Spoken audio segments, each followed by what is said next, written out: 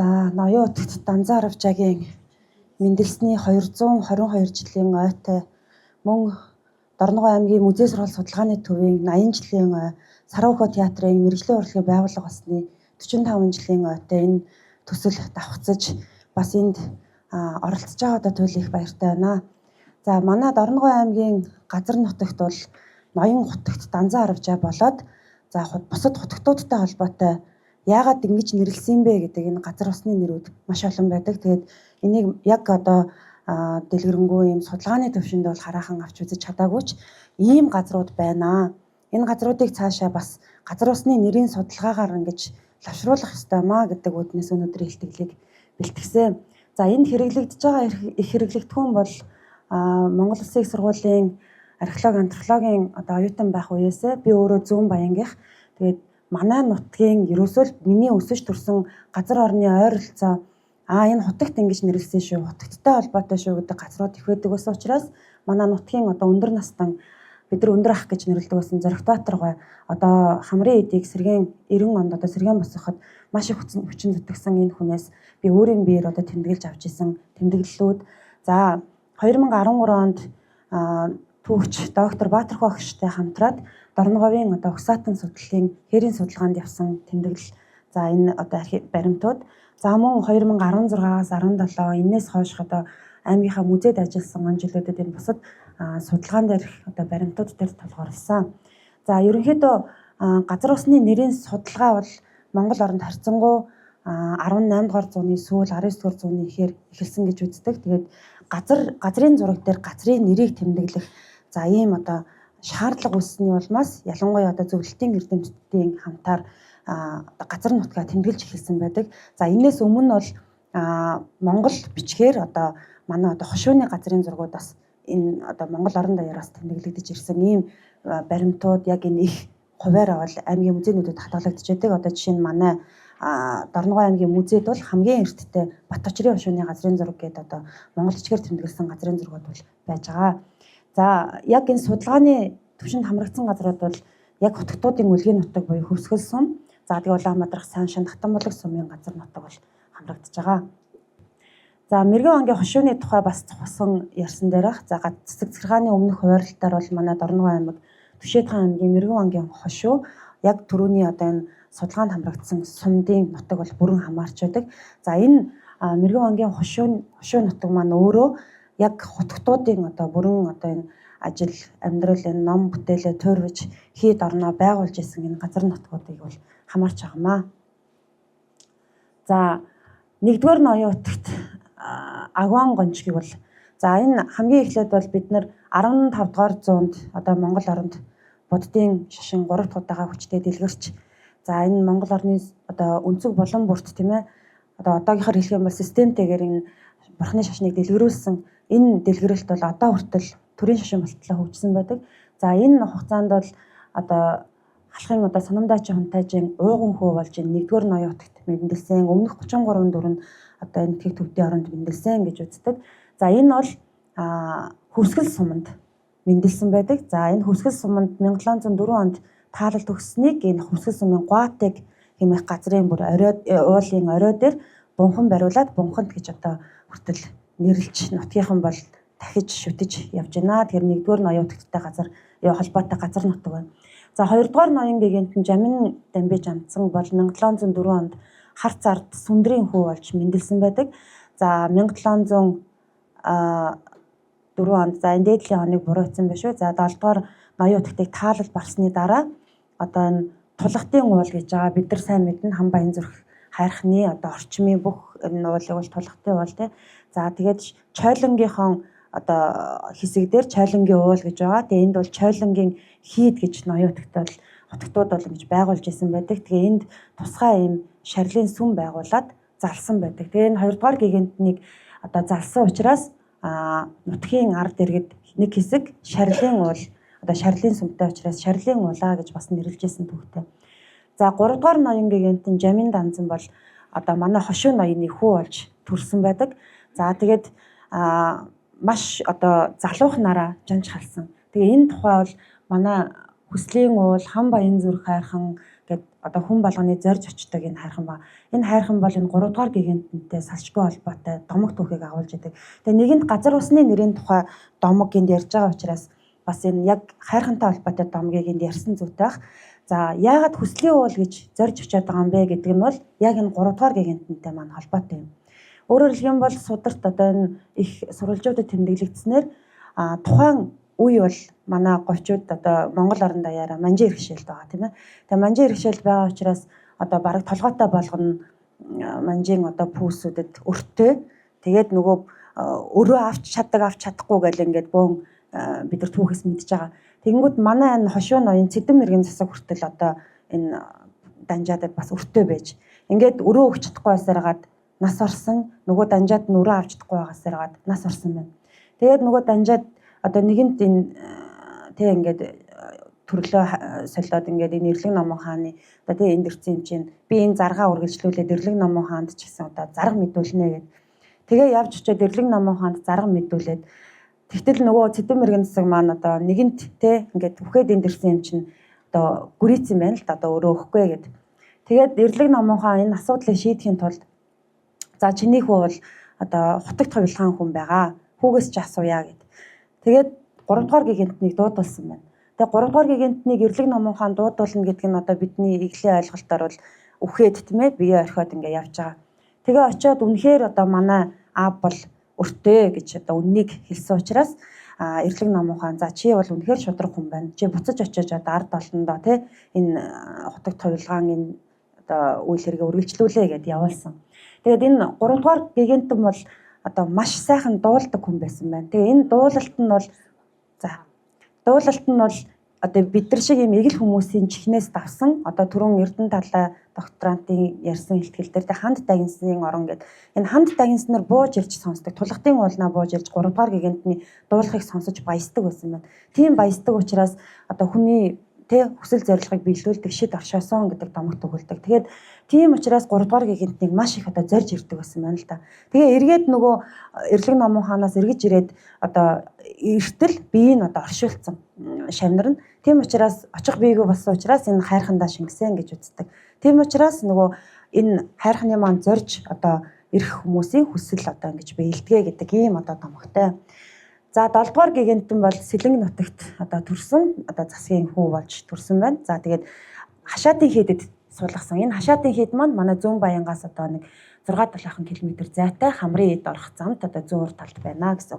Тэгэхээр энэ хашаатын хийдийн одоо дэвсэг дээр энэ хутагтын манай 5 дугаар хутагтын 7 настай одоо хурамс тэнгэр дуугаа зохиож дуулсан. Бид нар бол мэдэн тийм ээ тэр домгийг бол үйл нь гараад бороо орохын цагт үүдэн гэмээ хоймор юуны ялгаавэ гэд энэ дуу зохиож дуулсан газар байна. За энэ газрыг бол бид нар одоо тэр Зоригт Баатаргай болоод бусад олон эрдэмтдийн судалгаа нөгөө талаасаа одоо шаардлага байгаа гэдэг ингээд бас эрдэмтдийн судалгаа яг таарад энэ газар дээр нь одоо бид одоо Дорноговийн хурамс тэнгэр гэдэг энэ яруу найргийн нэгдэл байгаа. Энэ хүмүүс нэгдэж нийлээд хурамс тэнгэрийн овоог бас байгуулсан байгаа. За 5 дугаар ноён утгтын төрсөн газар бол энэ одоогийн Хөсгөл сумын Шуван шанд газар. За тэгээ энэ Шуван шанд хэмээх газарт бол дурсгалын баг нь босгосон байна. За тэгээд энэ хутагтын бас одоо тухайн үед бол энэ өнөөдөр бидний үед хурж ирсэн хутагтын музейн бүх үзмэр эд дэлхийн зүйлийн нандангуудыг авч үлдэхийн тулд тахилч нарын үүрэг маш өндөр үүрэг барилттай байсан. Тийм учраас энэ тахилч нар үүнийгээ авч үлдэхийн тулд тухайн үед одоо манжийн хууль цаазанд өвгдийн шарилыг хүндэхгүй гэж бичиж тэмдэглэсэн учраас нэг удаа одоо хутагтын шарилыг занданшуулаад тэнд залаад одоо шарилын сүм болгож авч үлдэжсэн бас ийм түүхтэй. За тэгээд 6, 7, 8 дугаар ноён утгтын тухайд бол одоо яг тухайлсан энэ газар орондоо холбоотой гэсэн одоо газар нутгийг бол хараахан би бол олж аваагүй байна. За 7 дугаар ноён утгт бол одоо хамгийн их 5 дугаар гигантны үйл хэргийг үргэлжлүүлж саяны энд яригдж байгаа Сарвхүүний жүжигийг бас тоглуулж исэн ийм түүхтэй. Чойлонгийн хийдэд ч тоглуулж исэн, хамрын хийдэд ч тоглуулж исэн ийм баримтууд байдаг. За 9 дугаар хутагт бол одоо яг Хөсгөл сумын нутагт төрсэн. Одоо яг одоогоор бол өөрөө эсгэлэнт хамрын хийдтэй одоо залран сууж байгаа. За тэгээд түрүүний ярьсан одоо энэ 5 дугаар гиганттай холбоотой шарилын уул, хүслийн уул, за хар уул гэдэг нь бол бидний одоо социализмын үеийн сэтгэлгээгээр энэ уулыг одоо зорин эрх сүсгтэн олныг бас цөөрүүлэхийн тулд энэ социализмын үеийн арга хэмжээгээр харагдах өнгө байдал нь хар учраас бас хар уул гэж бас хэсэг нэрлэдэг байсан. Одоо бидний өвөө эмийн нэрийн үе бол хүмүүс бол яг хар уул гэж ярьдаг. Одоо хүртэл утгатай. За тонтой овоог бид нар мэднэ. Ноён утгтын яг байгуулсан одоо хамрын эд дээр байгуулсан энэ газар. За ялангуяа нөгөө 3 шүтээний нэгэн дарих буюу эмэгтэй хүн тийм ээ. Энэ одоо үзэл санааны үүднээс зөвхөн эмэгтэйчүүд очиж дахиж шүтдэг энэ одоо тонтой овоог байгуулсан. За эмэгтэй хүний одоо юу гэдэг хамгийн гол зүйл бол энэ сүү тийм ээ. Хин цагаан сүү байгаа. Тийм учраас энэ хөхийг бэлэгдэж ингэж тонтой овоог байгуулсан. За энд яригдж байгаа жиргийн хонхор бөөгийн овоо гэдэг хоёр газрыг бол яг энэ газар шүү гэж би бол харахаа олж чадаагүй.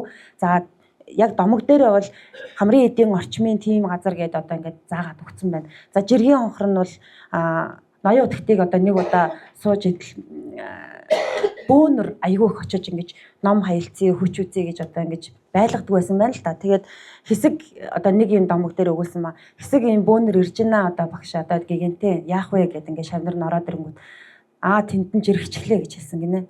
Тэгээ өглөө нь очингууд хамаг ачаа бараа нь одоо яг тэр хэлсэн газар нь ачаа бараа нь одоо тэмээ төлсөн юм шиг тий тэр бөөнөр одоо алга болсон одоо хутагтад ирж чадлаггүйгээр тэгэхээр энэ тэр газрын жиргийн онхор гэж нэрлэлээч гэдэг юм уу ийм одоо домогтой газрууд байна. Яг энэ газар шүү гэж бас тухайлж олж чадаагүй хамрын эд орчин байгаа. За дараагийнх нь за бяцлаглалын агуйг бол бид нар бүгдээрээ мэднэ. За энэ бяцлаглалын агуйн хэсэг газрыг бол одоо бид нар луутын цав гэж нэрлэдэг. За монголчууд эртнээс өвлөг гүрвлийг тийм ээ луу гэж одоо ойлгож ард олон жирийн ард олон бол ингэж ойлгодог гэсэн учраас энэ өөрөө судалгааны түвшинд бол палеонтологийн маш их илэрцтэй газар. За ийм учраас луутын цав гэж нэрлсэн байна. Гэхдээ энэ луутын цавыг дагуулад одоо яг нөө ноён утгтын тэр тарны ёс, улааны ёс гэж ярьж байгаа. Тэгээд энэ тарны ёсонд нэвтрэхийн тулд тэр ням бясалгал хийдэг байсан 108 агуйнд байршдаг. За энэний уртлын говийг бол ерөөсөө нуудгийн говь гэж байгаа. Нэрнээс авахгүй болж байгаа байхгүй. Энэ хамгийн хэцүү тахилч нарын хамгийн хэцүү цаг үеийг бол 6 дугаар үеийн тахилч төдөвгаан үе давсан. Тэгээд энэ төдөвгаа тэр 1500 автор идэвхтэй зүйлсийг нааш цааш одоо нууж хааж тийм ээ авч үлдсэн энэ говийг бол нуудгийн говь гэж нэрлэж байна. За мөн одоо энэ ганцхан сүүлийн домгийг яриад үгүй. Энэ бол Улаанбаатар сумын нутагт байгаа Тахиат уул гэж байгаа. За энэ анх нэр нь бол Лууст гэдэг нэртэй байсан. Тэгээ энэ орчимд Луус гэдэг амтан маань өөрөө төрж чаддгүй. Одоо маш хүндрэлтэй төрөөд тэрнээсээ болж одоо ингээд бас үгүй болж байгаа юм амтан. Тэгээд энэ орчимд нутгалж исэн одоо эмэгтэйчүүд маань төрхийн өндөрлөлөөр маш их одоо ингээд нас ордог ч юм уу маш хэцүү байсан учраас ноён утагт хамгийн амархан төрдгөр нь Тахиат гэж нэрлэе гэд нэрлсэн. Тэгээ хутагтын дагаад түрүүчийн илтгэлүүд дээр гарсан маш олон эрдэмтэй шавнар нь байдаг гэсэн. Тэрний нэг нь бол Ирүүд Оёд гэж хүн байсан. Тэгээ газар шинжээж. Тэгээд 50 лангийн луусаад 5хан цэнгийн дахиагаар соллоо гэж хэлжсэн нь одоо бас баримт тэмдэглэгдүүлжээ. За манай сайн шандыг бол Далай сайн шанд гэж нэрлэдэг. Одоо юм түүхтэй. За Баянбог тарихны домог бол одоо энэ Түшээдхан аймгийн Мэргэн ангийн одоо хамгийн тэргүүн тахилгатай бол одоо байгаа. За энэ ян хайрхан бол сайхан далайн сумын нутагт байна. Тэгээ энэ ян гэдэг бол нөгөө ая их шигэн ян баггүй. Тэгээ энийг яасан гэсэн алив хин балчин чаажаа тахилчиг гэдэг лөө ирээд хуураад татгаа гэл. Тэгэнгүүт нөгөө аян орж ирдгүү гинэ. Тэгэнгүүт али тэр ян тайрхнаас одоо аяа авч гэдэг лөө тийм одоо домогтой. Тэгээд одоо мандан марвыг одоо тата гэдэг нэг юм аяны нэр өгсөн. Тэгээд тэр нь нэрээс толгойд нь орж ирэхгүй. Тэгээд энэ ян гэдэг одоо хайрханаас энэ хайрханаас авлаа гэд янт гэж харилсан. Янт хүрээд гэдэг юм хайрхан сайхан талан суманд байгаа. За тэгээд дүгнэлтээ хэлэх юм бол ерөнхийдөө газар усны нэрийн судалгаа бол маш олон зүйлийг агуулдаг. Энд холбогдож байгаа бит болоод бит тус соёлын үеийн маш их мэдээллийг агуулж яадаг.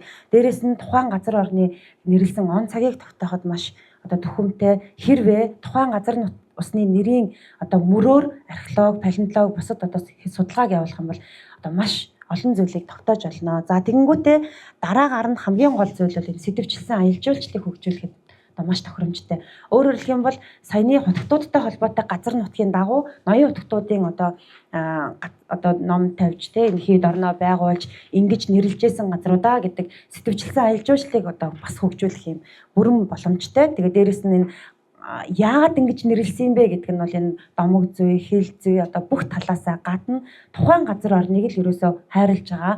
Энэ тухайн газар орны одоо дотор хадгалагдаж байгаа тэр ашигт матмал өвс ургамал те энэ болгоныг хайрлаж авч үлдэх дараагийн үед одоо хэлэх энэ үүргийг нэр нь өөрөө агуулсан байт юм аа гэдгийг бол хэлж байгаа. Тэгээд анхаарал хандуулсанд баярлалаа.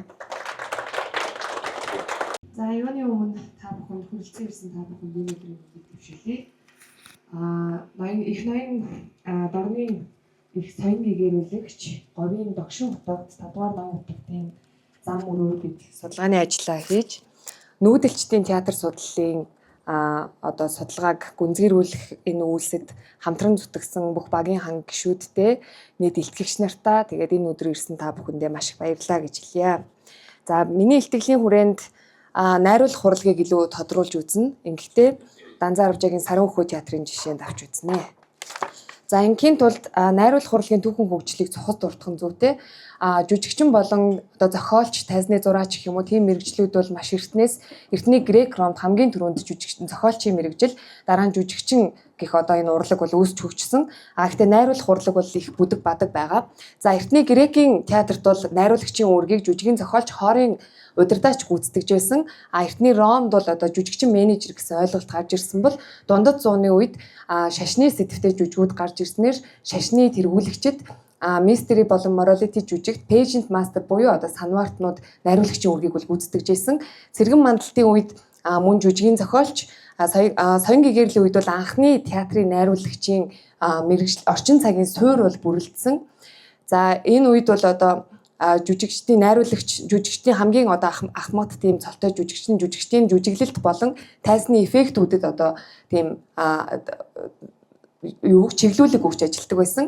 За 19-р зуун бол 19-р зууны үед бол театрт алдартай одоо хувьслууд бол гарч ирсэн Менингений театр гэх мэт энэ үед бол одоо нэрт зохиолч Гёте бол acting direction гэдэг одоо онлын анхны сурагчийг бол гаргаж ирсэн.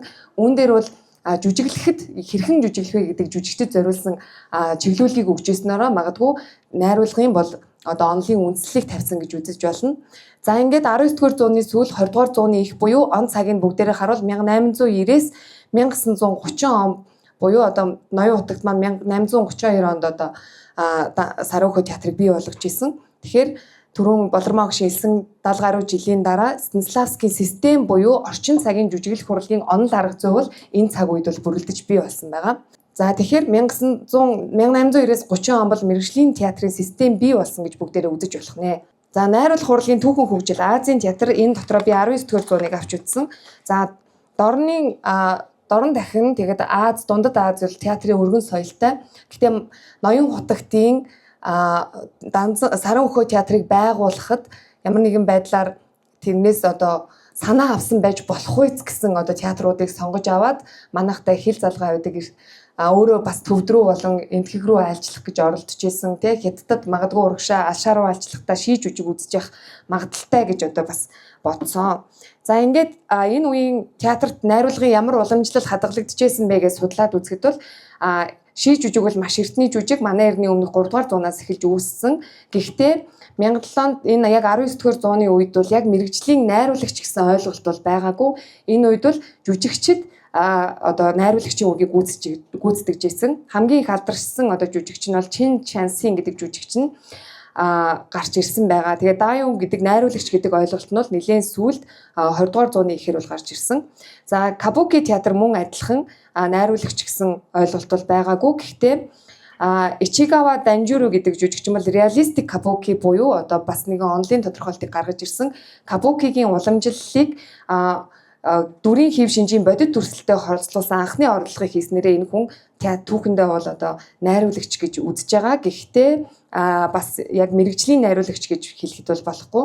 За Энтхийн театр бол эртнээс өмнө эртний Натишестра гэдэг одоо гайхалтай тийм театрын онлын сурах бичигтэй. Тэгээд энд бол 19-р зууны үед л Натишестра бол суур болж явж исэн. Гэхдээ найруулагчийн үргийг гүрүү болон одоо мастер багшуул гүйцэтгэдэг байжээ. За Солонгост бол илүү театр нь бол дөөр болон пансори бүжгэн хэлбэр дээр бол тулгуурладаг. Энийг бол одоо хамгийн ахмад гол дүрийн жүжигчин бол гүйцэтгэж исэн. Тэгэхээр 19-р зууны үеийн найруулах хурлаг нь Азийн театрын найруулга хурлын онол нь барууны театртай харьцуулахад жүжигчин төвтэй уламжлалт зан үйлийн шинжтэй биеийн илэрхийлэл бэлэгдэл зан үйлийг бол илүү харуулж байсан. Тэгэхээр энд бол орчин цагийн найруулгын онол арга зүй хараахан шилжиж орж ирээгүй байх гэх үндэслэл байна. За дараа нь бол мэрэгжлийн театр гэдгийг одоо би тайлбарлах гэж байна. Данзан Аравжаагийн Саран хөхөө театрыг Монгол дахь мэрэгжлийн театрын үндэс Монголд тавигдсан бодит жишээ мөн гэж гих одоо үндэслэл байгаа гэж үзэж байгаа юм аа.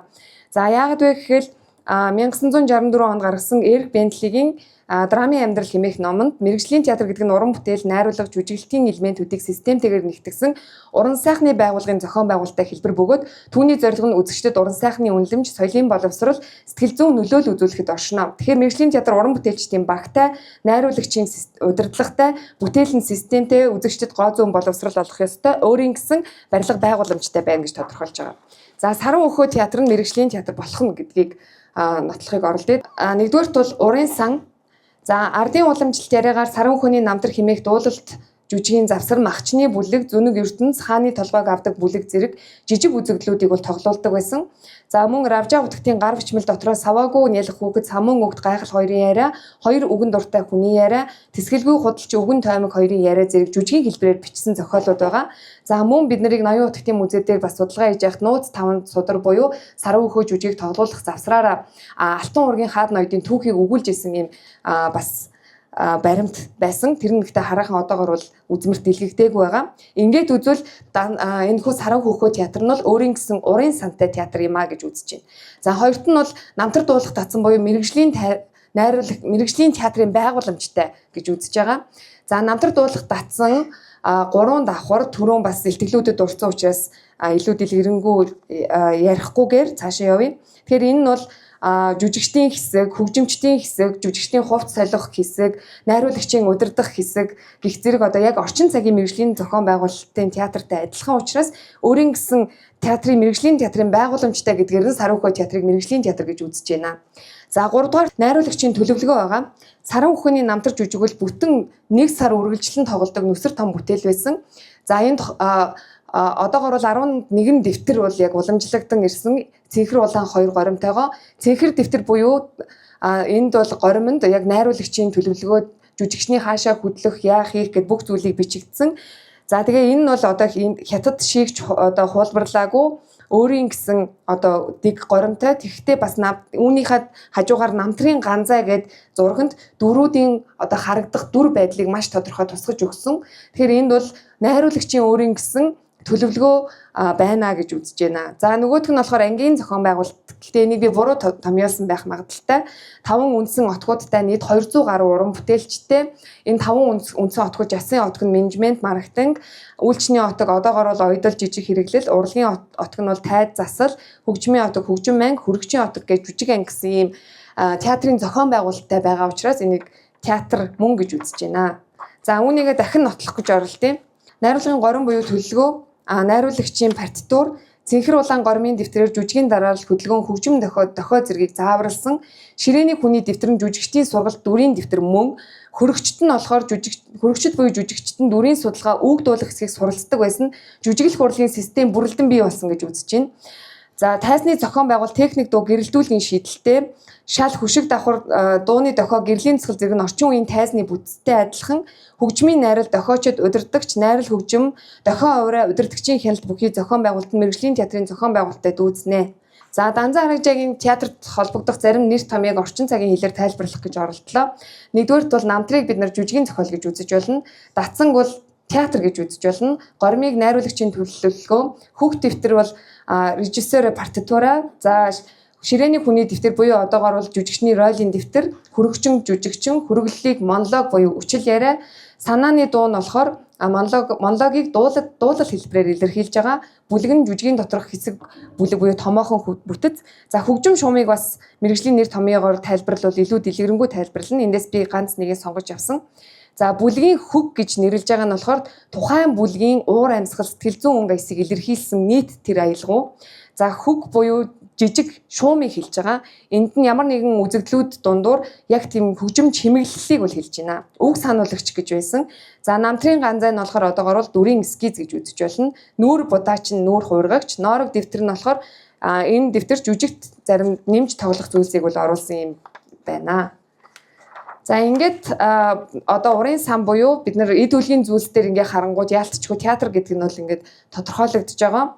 За саран хөөний намтар жүжигийн судалгаанаас үзэхэд 10 гаруй төрлийн үлээвэр, цохилоор хөгжмүүд хэрэглэгдэж 60 хөгжимчөнтэй отог байсан. За мөн саран хөөний намтар жүжиг 120 гаруй хөргөчн буюу жүжигчин тоглодог. Тэдний ихэнх нь малчид лам нар байжээ.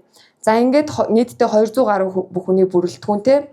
За тэгээд өөрийн гэсэн дэг жаягтай, байрлалын хувьд явган хүн морьтой, тэмээтэй хүн гэсэн дараалал байрлан жүжиг үздэг бол үзэгчдийн дэг журмыг сахиулагч 8 хүн дээр байгаа хулсан саваагаар бас бэрээгээр журам журчигчдийг бол шийтгдэг байжээ. Саран хөөний намтар жүжиг 1832 онд анх хамрын эдэд тоглогсноос хойш 90 гаруй жил тавигдсан. Данзан Аргавчаа хутагтын гар бичмлийн их тарин ян иг буюу хөгжмийн нотын хамт горимтойгоор одоо бол 11 дэвтэр уламжлагдсан ирсэн байна. За дараа нь нүүдэлчдийн театр буюу Сарвхөө театрыг нүүдлийн театр мөн гэдгийг бол одоо тодорхойлох гэж оролдлоо. Нэгдүгээрт Сарвхөө жүжиг нь Хамрын эдийн Дорноговь аймагт тоглогдож исэн баримтайгаа Дундгов аймгийн их газрын чулуунд тоглогдож исэн. Өмнө Говь аймгийн Галбын 3 хэд буюу Дэмчгийн хэд орчин бас энэ хүү жүжиг тоглогдож исэн. За Ашаад бид нар яг тоглогдсон баримтыг нь олж аваагүй. Гэхдээ аман хууч ярианаас бол 80 гаруй ард иргэдтэй хамт тэр Ашаад нүүдлэн очиж тэнд бас өөрсдийнхөө нутгийн тэр өөрийн иргэдээ бас үлдээсэн гэдэг юм баримтыг бас сонссон. За Ноён утагтын намтар зохиолоос үзвэл 1827 оны за энийг түрүү ярьсан ер нь бол өмнө нь бол Мэл богдын намтар, тийм ээ Бурхан багшийн намтар гэдэг зэрэг намтруудыг бол одоо Ашаад байхдаа үзэж цаашаа өөрөө төвд рүү явж энэ илүү дэлгэрэнгүй энэ шийд жүжигтэй энэ намтруудыг хэрхэн тоглуулдаг талаар судлах зорилготой байсан боловч говь нутгаас хорих одоо гаргахыг хоригдсан учраас цаашаа бас явж чадаагүй байна. За дараа нь болохоор Ноён утагт найруулагч болох талаар нотлох гэж оролдлоо. За энэ санааг бол би гаргаагүй. Бервагийн Мөнх дорж гэдэг театрын найруулагч бол Ноён утагт бол мэрэгжлийн театрын найруулагч гэдэг санаа гаргаад тэгээд энэ ном бол энд байна. Тэгээд тэр багшийнхаа номыг бас үзэж сонирхоод илүү ингээд гүнзгийрүүлж судлах гэж оролцсон. Гэхдээ ер нь бол яг л адилхан дүгнэлт гарсан. За нэгдүгürt бол Данзан Аргавчаа найруулагч бол найруулагчийн төлөвлөгөөг боловсруулснараа энэ хүн бол найруулагч. За Констанц Сергеевич Станиславский Имхатид одоо Немирович Данченкотой театраа байгуулад анх тавигдсан жүжиг болгоноос ахуулаад найруулагчийн партитур гэдэг зүйлийг бол байнга хийж исэн. Тэр нь одоо биднэрт хэвлэгдснээр бол Отелло жүжигэн дээр тэгээд цахлаа жүжигэн дээр бас нэг өөр 4 жүжигийн ийм төлөвлөгөө нь бол хэвлэгдэж ном болгон одоо хадгалагдаж ирсэн байдаг. Тэгээд би азар цахлагийн партитурыг бас олж үзэж чадсан байгаа. За тэгээд тайз засал хөгжим чимэглэл зэрэгээс найруулагчийн шийдэл бол харагдаж байна. За энд бол өөрөө Декрат гэрэл дууны найруулга түрүүн бас дэлгүүрийн багшийн гэлтгэл дээр гарсан хөдөлгөөний найруулга гэх мэтээр найруулагчийн зүгээс одоо шийдэл боловсруулсан нь бол ажиглагдж байна. Адилтгал зөвлөл бэлгэдлийн аргаар найруулгын илэрхийлэлээ боловсруулсан. Ингэхдээ тэрээр Дорны гүн ухаан буддизмын философи бэлэгдэл дүргийг гаргаж өөрийн гэсэн өвөрмөц дэг найруулгыг бол бүтээсэн. Найруулагч жүжигчдэнтэй ажиллах аргачлалыг бол боловсруулсан. Намтрын ганзай хэмээх энэхүү одоо баримтанд дүр тус бүрийн байрлал, сэтгэл хөдлөлийн зураг, ширээний хүний дэвтэр жүжигчдийн хэлэх үг, дуулал, хөдөлгөөнийг зааварласан гарын авлага мөн одоо намтрад хүүхдийн датснаар одоо энэ жүжигчдийг сурган хүмүүжүүлж байсан баримт бол байгаа. За тэрээр Данзан Аргавчааг бол судлаач миний хувьд бол найруулагч гэж үзэх бүрэн үндэстэй гэж үзэж байна. Зохиол жүжиг найруулга жүжигчин хөгжмийн нэгдэл бүхий театрын тогтолцоог бий болгосон бөгөөд горим намтрын газар ширээний хүний дэвтэр зэрэг баримт бичиг нь найруулагчийн онлын анхны хэлбэрүүдийн нэг. Саран хөө жүжиг бол Бурхны сургууль Дорны гүн ухаан ба найруулгын уран бүтээлийн нэгдэл бөгөөд соён гэгэрлийн асрыг хөдөлмөр гэж үзэж байна. За ингээд харьцуулахад бас жоохон хэцүү. Тэгэхдээ энэ дээр 200 гаруй гэд андуурсан байна. За дэлхийн театрын орчин цагийн найруулгын онолыг бол дэлхийн нийтээрээ Станиславскийг бол гаргасан гэж үздэг. За ингээд миний үзснээр бол горим хэмээх найруулгын дэвтэр жүжигийн үйл явдлын дараа л дүрийн хөдөлгөөн, дуу хөг, гэрэл, дотоод утгыг бүхэлдэн тэмдэглэдэг. Энэ нь өнөөгийн найруулагчийн төлөвлөгөөтэй адилхан системтэй байна. Станиславский мөн энийг бол анх зохиож бичсэн хүн бол Станиславский жүжигийн логик, сэтгэл зүйн нарийн ажиллагаа, жүжигчний хөдлөл, тайзны байр шил зэргийг тэмдэглэсэн. За Данзан Аравжаа юугаараа өөр байгаа юм бэ гэвэл илүү бэлэгдэлт зан үйлийн хэлбэртэй найруулга бөгөөд намтар дуулах татсан найруулгын иж бүрэн бүтэцтэй 2 давхар тайз, дээд давхар тусгай эффект гаргагчид доод талд хөгжмийн отог найруулагчийн шийдлийг бүрэн найруулагчийн шийдлийн бүрэн илэрхийлэл болж байна. За Станиславскийн найруулгын төлөвлөгөөнд илүү логик, реалист үйлдэл тулгуурласан найруулгын төлөвлөгөөндөө бол бичиж тэмдэглэж үлдээсэн байдаг. За илүү яагаад бид нарт орны өөрийн гэсэн ийм найруулагч гэж үзээд байна гэвэл буддын шашны гэгэрлийн философиг сэтгэл бол орчлонгийн үндэс гэдэг энэ философиг энэ театраараа дамжуулж өгөх гэжсэн байгаа. За харин Станиславскид илүү Европын сэтгэл бол үйл ажиллагааны буюу хөдөлгөөний үндэсээ гэж тэрээр үзэжсэн байгаа. За Станиславскийн найруулагчийн төлгөө цахлаа жүжигэн дээр за Немирович Данченко Чехоос цахлааг тоглох зөвшөөрлийг олон удаа хүсэж тэгээд уншиж үзэнгүүтээ тавихаар шийдсэн байдаг. За энийг бол одоо яг найруулагчийн төлөвлөгөөг бол гаргасан. Тэгэхээр Станиславский үзэгтээ ямар ч тавилтын өмнө мэдсценыг бичиж тэмдэглэх ёстой, жүжигчин юу хийх ёстой, юу мэдрэх ёстой гэдгийг урьдчилан зааж өгөх ёстой хэмээн үздэг байлаа. За ингэнгүүт горим байгаа. Горимн дээр бол яг адилхан жүжигчний үйлдэл, үйл хөдлөл, хаашаа явах, ямар хөшиг, ямар дуу гарах гэмээ энэ бүх зүйлүүд байгаа. Энэ бол одоо Мөнхтөр жогшин номноос ишилсэн байна. Хүүхд дэвтэр буюу горим жүжигийн тавилт дэг жаяг тусгайлан боловсруулсан. Дэгийн хувьд бол миний үзэж байгаагаар энтхийн хятадын ший янгуг хуулбарлаагүй, энтхийн жүжиг болон хятадын ший янгуг хуулбарлаагүй, өөрийн гэсэн дэг найруулгатай байжээ. За ингээд дүгнэлт рүү оръё. Энэхүү илтгэлээр бид нэгдүгээрт говийн ноён утагт Дултуутын Данзан Аравжаагийн байгуулсан намтар дуулах татсан буюу Саран хөхөө театр нь Монголын тал нутагт оршиж байсан мэрэгжлийн театр мөн болохыг театрын зохион байгуулалттай, барилга байгууламж бүхий өөрийн урын сантай, уран бүтээлийн отгуудтай 200 гаруй уран бүтээлчтэй нүүдлийн театр байснаар нотлон гаргахыг хичээлээ. Хоёрдугаарт нэр соён гэгэрүүлэгч, шашны их зүтгэлтэн, зохиолч, хөгжмийн зохиолч, яруу найрагч Данзан Аравжаа нь мэрэгжлийн театрын найруулгын албан бичиг баримт буюу горимыг бичиж түүнийг хэрэгжүүлж, жүжигчдийг бэлтгэж байснараа найруулагч мөн хэмээх гэж үзэх үндслэл бий бөгөөд дэлхийн дахнаар хүлээн шүрдэг системээс өмнө бий болгоснороо орчин цагийн театрыг үндэслэгч мөн болохыг судлан тодруулах гэж оролдлоо. Театрын найруулгын гормоо боловсруулахдаа за хятад шик, кабуки энтгэх төв театрын аргыг хуулбарлаагүй бөгөөд би яг баттайгаар өөрөө дүгнэж хэлхийг хүсэж байгаа зүйл нь ямар тач дорны театрын анхны мэрэгжлийн найруулагч мөн гэж үзэж байна. Тэгээд эцэст нь хэлэхэд манай драмын бид нар ер нь театрын мэрэгжилтэн тийм ийм хүмүүс яг энэ Данзан Аравжаа хутагтыг үргэлж Монголын орчин цагийн театрыг үндэслэгч гэж багтан ярих ёстой юм байна гэдгийг одоо энэхүү судалгааны төслийнхөө хүрээнд олж мэдлээ. Тэгээд бүх хамтран ажилласан багийн гишүүдтэй маш их баярлалаа.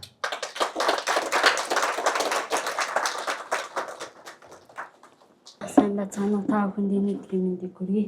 Миний өнөөдрийн илтгэлийн сэдэв бол Монголын театрын музейд хадгалагдаж буй Саран хөхөө театрын тухайн хэдүүлийн зүйлийн судалгаан сэдвээр тавьж байгаа. Би болохоор Монголын театрын музейн эрчим шинжилгээний ажилтан Мөнх Заяа.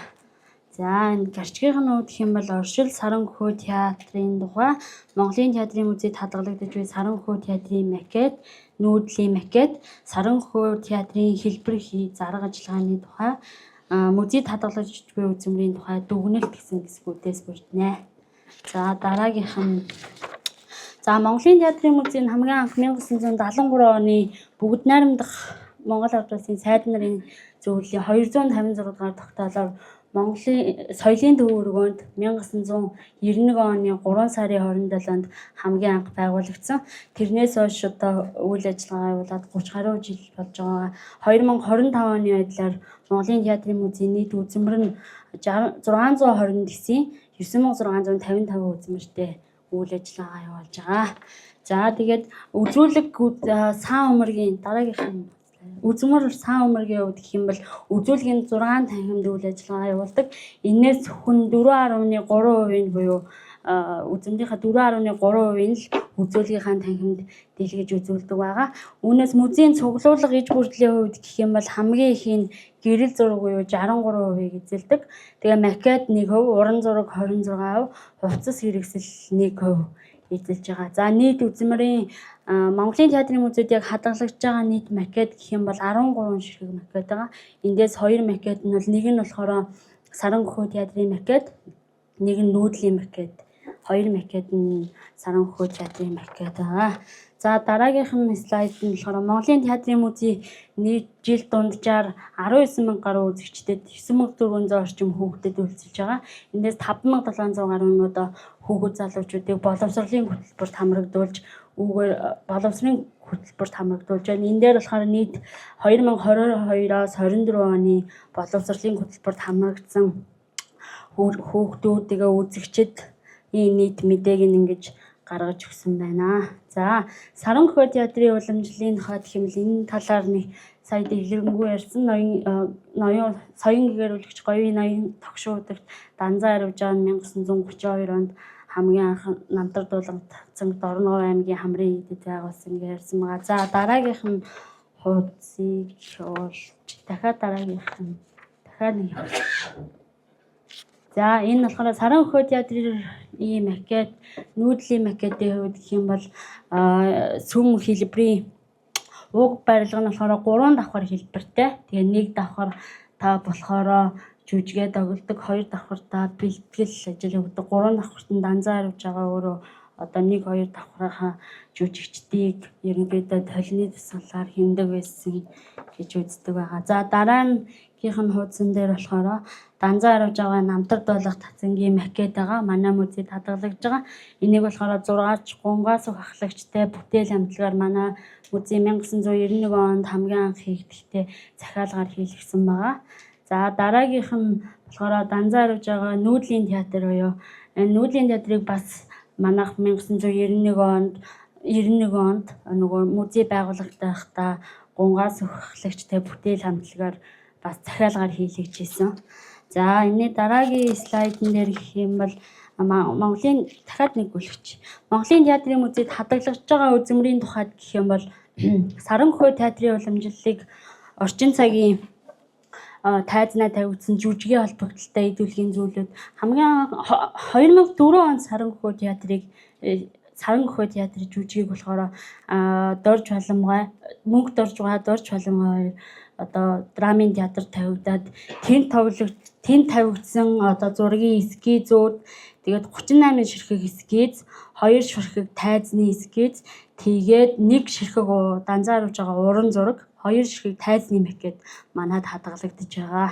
За энэ дээр болохоор нөгөө тайзны эскизүүдийн зургийг нь оруулж өгсөн байгаа. За дараагийн энэ хувцсны эскиз, тайзны эскиз бас тайзны эскиз 3 ширхэг, тэгээд хувцсны эскиз бас 3 ширхэг хадгалагдж байгаа. За энэ болохоор 2024-с 25 оны хичээлийн жилд нийслэлийн боловсролын газар их засаг лицей сургуультай хамтарсан нийслэлийн 4 дүүргийн 11 сургуулийн 17 багш нар одоо урлагийн төрлүүд музей инновац хичээлийнхаа хүрээнд болохоор данзаа аривж байгаа намтар дуулах татвар дуу хөгжмийн багш нар одоо нөгөө хүүхдүүдтэй энэ данзаа аривж байгаа яг музей орчинд ирж ямар тухайн орчинд нь музей дээр ирээ заахаар хэр оновчтой ойлгож нэгдэх энэ хичээлүүдэд оролцсон байгаа. Тэгээд энэ хичээлээр болохоор 53 дугаар сургуулийн багш, 72 дугаар сургуулийн багш, 117 дугаар сургуулийн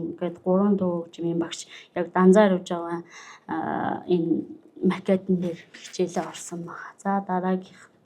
За дүгнэлт нь 1991 онд байгуулагдсан цагаас эхлээд үе үеийн музей ажилтнууд Саранхөө театрын макетаар дамжуулан давхарцсан доогоор 34 жилийн хугацаанд 57,000 орчим үзэгчдэд Монголын театрын уламжлалыг сурталж байна. Тэгээд нийслэлийн боловсролын газар их засаг лицей сургуультай хамтран зохиол байгуулсан уран зохиол ба хөгжим хичээлийн хүрээнд данзаа аривж байгаа намтар дуулах татцангийн жишээ болон жишээн дээр авсан энэ сэдэв бол хүүхдүүдэд маш ойлгомжтой байсан гэж үзэж байгаа. Тэгээд цаашид орчин цагийн театрын уламжлалын талаар илүү ихийг хойж үедээ хүрэхийн тулд манай музейн цуглуулгын сан өмөргийг чанартай бодит үзмрээр баяжуулахын тулд мөн хүүхдүүдэд үнэн зөв мэдээллийг хүргэхийн тулд энэ эрдэм шинжилгээний хуралд оролцож байгаа эрхэм судлаачид багш нарыг одоо үнэтэй өв нэмрээ оруулна гэдэгт итгэлтэй байна. За өнөөдөр миний хэлэлцүүлэх ихтгэл болохоор Данзааравжагийн хүүхдийн датсан Монголын анхны театрын боловсрол олох төв байсан гэсэн ийм сэдвээр бол хэлэлцүүлэх гэж байгаа. За тэгвэл зүр ихтгэлээ хэлэлцүүлэхээс өмнө нэг зүйлийг бол та бүхэндээ хэлэхэд энэ ихтгэлийг бол анх миний бие 2015 онд соёл урлагийн их сургуулийн театрын урлагийн сургуулийн багш нарын эрдэм шинжилгээний хуралд бол анх энэ санаагаа бол ихтгэл болгож хэлэлцүүлсэн. Ингээд 2019 онд бол Санкт-Петербургийн тайзны урлагийн дээд сургуулийн аспирантурт суралцж байхдаа хоёр дахь удаага бол аспирантуудын хуралд бол ихтгэлээ хэлэлцүүлсэн.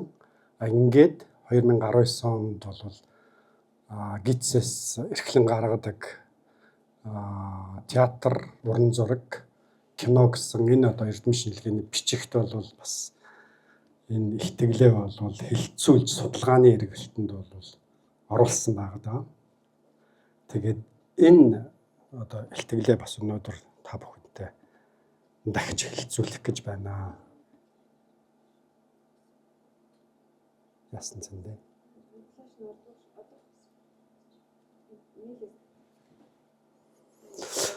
За ер нь бол Данзааравжагийн тухай энэ судлал бол өөрөө 1950-ад оны сүүл үеэс бол эхэлсэн. Академич Цэндийн Дамжин Сарангойгаар ахлуулсан хэсэг эрдэмтэд судлаачид бол ардын аман зохиолын судалгааны экспедицийг говийн аймагт зохиосноор бол маш үнэтэй ингээд ийм судалгааны материалыг цуглуулсан бөгөөд энэ дотроос маш их олон дуу, шүлэг, сургаалын зохиолууд нь бол Данзааравжагийнх болох нь бол тодорхой болсон. Ингээд Зүүн Баянгийн дунд сургуулийн захирал, утга зохиолын багш Заназрын говийн их найрагч Аравжагийн уран бүтээлийн асуудалд нэртэй товхимол.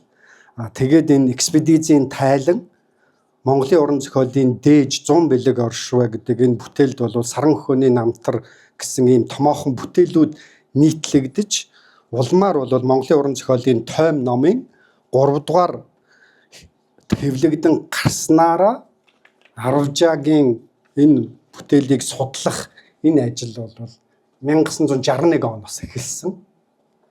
За ингээд энэс хойш бол монголч эрдэмтэн, Германы эрдэмтэн Вольтер Хайсиг, за Бонны их сургуулийн профессор, мөн Оросын эрдэмтэн Герасимович, Цэндийн Дамжин Сарангой, Цагаан, Оюун, Галина Уварова, Бямбэ Эренчин, Цэрэн Содномгой, Алтан Гэрэл, Увсан Цэрэн, Заназар гэдэг эдгээр эрдэмтэд бол хэл шинжлэлийн хүрээнд, утга зохиолын хүрээнд, мөн театр судлалын хүрээнд бол яг энэ талаар бол наривчлан судалсан байгаа. Тухайлх юм бол 1960 онд эрдэмтэн зохиолч Эрдэнэтийн Оюунгой Монголын ардын театрын үндсүүд гэдэг өөрийнхөө ГИТС Москвагийн театрын дэд сургуульд хамгаалсан өөрийнхөө докторийн диссертацид хамгийн анх бол Данзааравжагийн тухай энэ материалуудыг бол анх судалгааны эргэлтэнд оруулсан.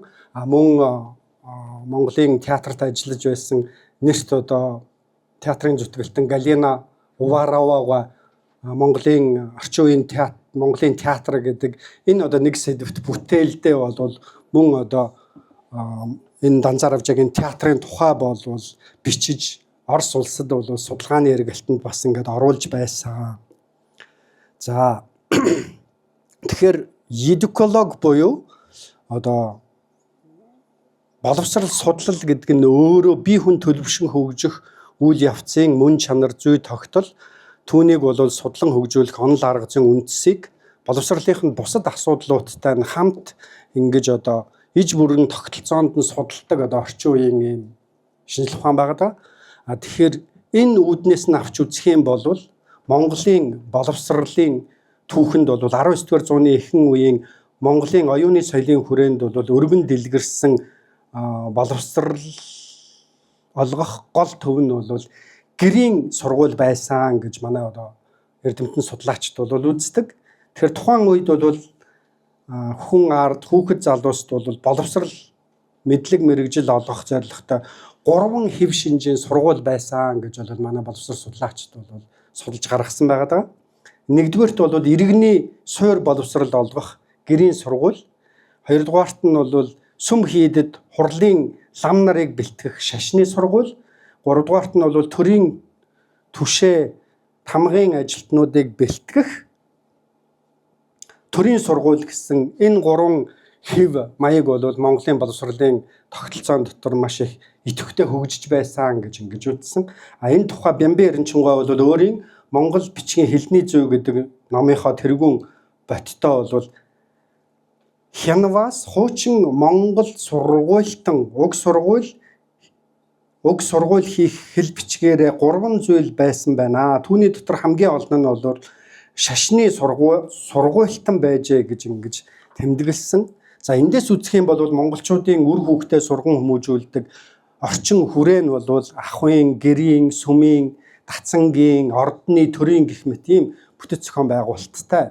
Тэгээд сургалтын арга зорилгын хувьд бол өөр байсан гэж манай судлаачид бол үздэг. Тухайлх юм бол доктор Дашнамгой гэрийн сургуульд тусгай багшид шавилуулан ахуйд олж авсан мэдлэгтэй нь хослуулан гүнзгийрүүлж зарим тусгай мэрэгжлийг бол орлогодог. Ордны сургуульд бол шилж сонгосон хүүхдийг тусгай эрдэмтэн эзэмсэн багш нар бол журамлах эрдэмт сургадаг. Сүмийн сургуульд бол амьдралын суур болохын мэдлгүүдийг олгох тусгай чиглэлээр бол зурхай, ангаах гэх мэт сургадаг байсан гэж ингэж бол өөрийнхөө бүтээлд бол бичсэн байна. За тэгэхээр энэ бүхнээс үзэх юм бол олон зууны тэртегээс түгэн дэлгэрсэн ялангуяа дорн дахинд за энтгэхгээс их үүсэлтэй хүн төвтэй судлал түүнд үйлчлэх чиглэлийн шинжлэх ухааны гүнзгий мэдлэгийг түгээхэд бол буддизмын дацан гэж нэрлэгддэг сургуулиар бол боловсрал эзэмшүүлдэг байсан байна. За дацан гэдэг нь бурхны шашны аль нэг бурханд зориулсан хуралд мөргөл үйлддэг шүтээний сүм эхний утга нь хоёр дахь нь болохоор сургууль номын газар одоогийнхоор бол бид нар бол одоо тусгай мэрэгжлийн сургууль гэж ингэж нэрлэдэг. Ийм хоёр утгыг бол энэ дацан гэдэг утгаар бол бид нар холбогдуулан авч үзэж болдог. Тэгэхээр Монгол дацан бол энтхэг төвдөд бүрэлдэн тогтсон сургалтын уламжлалт тогтолцооны одоо монголцсон төрөл юм гэж ингэж бид нар бол ойлгож авч үзэх юм болно гэж ингэж үзэж байна. Тэгэхээр энэ утгаар нь авч үзэх юм бол Данзан Аравжаагийн байгуулсан одоо сүм дотор бол хүүхдийн дацсан бол маш их онцгой үүрэгтэй. Тухайлх юм бол Данзан Аравжаа соён гэгэрүүлэх үйл ажиллагаа эхэлж байх тэр залуу занд нь цагта өөрөө бол хийдийг босгохоор өвөр хамрын газрыг бол сонгож авсан. Ингээд 1820-од оноос бол тулгтын уулын 3 хийдийг байгуулсан. За энэ нь бол хамрын, чойлонгийн, соргожид дүүнхэрлэн хийдүүд юм. За дараа нь 1840 оны үеэст бол галбын уулын 3 хийдийг байгуулсан. За энэ олон хийдийг өөрийн онцлогтой байгуулсны дотор бол хамрын хийдийг соён гэгэрүүлэх үйл ажиллагааныхаа бол төв болгон хөгжүүлсэн. За тэрээр мөн хамрын хийд зөвхөн хамрын хийдийн эргэн тойрон л гэхэд намтар дуулах дацсан, номын сан, хүүхдийн дацсан, гивадан Аравжаалын нэртэй үзүүрийн сүм зэргийг ингээд цогцлоож бол байгуулсан байна. За хүүхдийн дацсан нь бол урлагийн боловсрал олгох төв байсан гэдэг ийм санааг л би одоо өнөөдрийнхөө илтгэлээр хид хідэн одоо баримтанд хатлахаагаар бол бас дэвшүүлэхийг хүсэж байна л да. За тэгэхээр энэ нь бол хойд үеийн багш уран бүтээлчдийг одоо хүүхдийн дацсан төрөн гарахт нь бол чухал суур шимт хөрс нь бол болсон. За хүүхдийн дацсан гэдэг сургуульдаа бол хүүхдийг эр эм гэж ялгалгүйгээр эрдэм номд сургадаг. Үүндээ үндэслэн бол дорн дахны эрдэм мэдлэг олгож саран хөхөөний намтар жүжгийнхээ хөргөгчин буюу жүжигчин, хил хоолойн дохиоч буюу дууч, өрөөлч, магтаалч, за хөл гарын дохиоч буюу бүжигчин, жасчин буюу аж ахуйн тайз засалч, урлаач, үйлч, бичээч нарыг бэлтгэн гаргаж жүжигээ тоглуулдаг байсан гэдэг ийм баримт бол байна. Тухайлах юм бол үндэсний хэл бичгээр уншиж бичих, тоо бодох, зурах, урлах, бие махбодыг тамиржуулах, хүмүүжүүлэх зорилготой иргэний болвол суур боловсролыг энэ одоо хүүхдийн татсандаа болвол олгодог байсан. Мөн төвд хэл бичиг заах, за мөн саран хөхөөний намтар жүжигчдийг бэлтгэхдээ бол бичиг үсэгт хамгийн эхлээд бол тэднийг тайлдаг байсан. За учир нь бол намтар жүжиг тоглогч бүрийн хэлэх, дуулах, хийх үйлдэлийг бол тэр одоо горимд бол тусгайлан бичсэн байдаг талаар өмнө бол манай судлаачид бол өөрсдийнхөө ихтгэлд хэлцүүлснийг та бүхэн бол мэдж байгаа учраас энийг давтаад яах вэ? Тэгээд тухайлах юм бол 7 дугаар гигантны дэргэд шавилж сууж байсан тахилч төдөв хуучлагта саран хөхөөний намтар жүжигийн гол дөрүүдэд бол хамрын хийдийн хүүхдийн татсан нэртэй сургуулийг төгссөн. Өөрөөр хэлбэл бичиг, тоо, дүрс мэдж хэл хоолой, хөл гарын дохионд жүжиглэх, бүжиглэх, дуулахад суралцсан бие хаа тэгш, дуу хоолой цээл сайхан ийм хүмүүсийг бол сонгон тоглуулдаг байсан гэж ингэж бол хуучилсан байгаа. Тэгэхээр бол энэ нь бол одоогоор баг сургууль гэж нэрлэж болох юм аа гэж төдөөгаа бол хуучилсан байна. Эдгээр хөрөгчт нь бол энэ одоо сургуулийг төгсснөөр шууд жүжигчин болчихдоггүй. Цаашдаа бол отгуудад очиж хуваарлагдаж тэр отгуудад бол үйлчилдэг байсан гэж төдөөгаа бол хуучилсан байгаа. За отгийг бол бас өмнөх судлаачид маань бол ярьсан байгаа. За ингээд хүүхдийн татсан бол өөрийн баримталдаг зарчим, дүрм журамтай энийг бол данзаарвж байгаа бол тэр одоо өөрийн Лундова гэдэг гүнт самб гэдэг нэртэй шавьдаа бол бүрийн датсангийн жайгийг бол бичүүлсэн тухай баримт бол байгаа. Хүүхдийн датсан нэртэй намтрын эрдэм дагах жайг оршваа гэдэг. Тэгээ энэ дотор нь бол хүүхдийн датсан хэмээгдэх эс тодорсныг тодруулах ануу датсанд 7 наснаас эм ялгалгүй сурна. Сурагч шав бол бос бүтээлд орж чадамгай бичиг үсэг дүр хурц сэргэлэн хөрөглөх бэлэг төгс хөл гар царай зүс би хаа тэгш сайн ухаан санаа төгөлдөр баймаа. Шав эрэм бүгд хар цагаан альч цагт эрдэмд зүтгэн сайн бас багшийг шүтэж сурах. За өглөө ураад вэр ирмүү датсан гурвантай тойрч ядмын гүндэ янжин ламын гүндээд тахил өргөмүү. Шавнар нэгэн жил цагаан толгой цагаан үсэг дохооны үсэг тэргүүтнийг эхлэн үзэж сургаад шаштар таниулна. Шавнар нэгэн жил нянгийг янгийг хөл гарын дохио хоолойн дохио тэргүүтэн дохооны эрдэмд сургаж судар шаштар таниулан бүтээлд сурмаа гэсэн. Энэ одоо эндээс үзэх юм бол энэ одоо хүүхдийн датсанд сурах тэр үйл ажиллагааг бол нарийн ингээд ийм журмаар бол зохицуулдаг байсан нь бол энэ баримтаас бол тодорхой харагдаж байна. Ингээд уг датсан нь бол хичээлийн хөтөлбөртэй бөгөөд энд бол дараах хичээлүүд ордог байсан. Цагаан толгой, цагаан үсэг, зурхай буюу тооны ухаан, сав шим ертөнц, амьгүй болон амьд байгалийн хичээл, шаштар дохооны хичээл, энэ дотор бол хил амны дохоо, за би бол ойлгохдоо хил зөвшрүүлэх үг, дуу, шүлэг, майн, мэгзэм энэ төр бол энэ дотор ордог байсан ийм одоо баримт бол байна гэж ингээд үзэх хүндэс байна. Мөн урлагын ухаан, зураг, баримл, шуумал, мод төмрийн дарах зэрэг ийм хичээлүүдийг бол ордог байсан байна. За хүүхдийн датсанг төгсөгчдөд бол тусгай тэмдэг дарсан даавн гэрчилгээ олгодог одоо энэ дээр бол байна. Төвд уйгурчин бичиг заагаад тэгээд энэ дотор бол ном эрдэм төгс сурсан хүүхдэд нь лянхаа дэлгэрсэн гэдэг бол тэр дундуурах тэр хаалтыг нь нийлүүлж агаад бүтэн ингээд дараад бас төрөлхийн одоо хөшүүн хойрог хүүхдэд нь бол бүрэн програм эзэмшиж чадаагүй бол одоохоор бол хагас дэлгэрсэн гэд тэгээд тэр дундуур нь тэр таславчийн дараад ингэж бол одооныхоор бол сертификат олгодог байсан ийм баримт бол яа харахгүй байна. За энэ бүхнээс үзэх юм бол ямар дүгнэлтэнд хүрч байна вэ гэхээр Данзаа Арвжаагийн үнэхээр энэ боловсролын үзэл баримтлалыг бол нөөдөр бид нэр цааш нь улам дэлгэрүүлэх юм бол энэ бүхэл бүтэн нэг одоо судлал энд бол байх үндэс байна.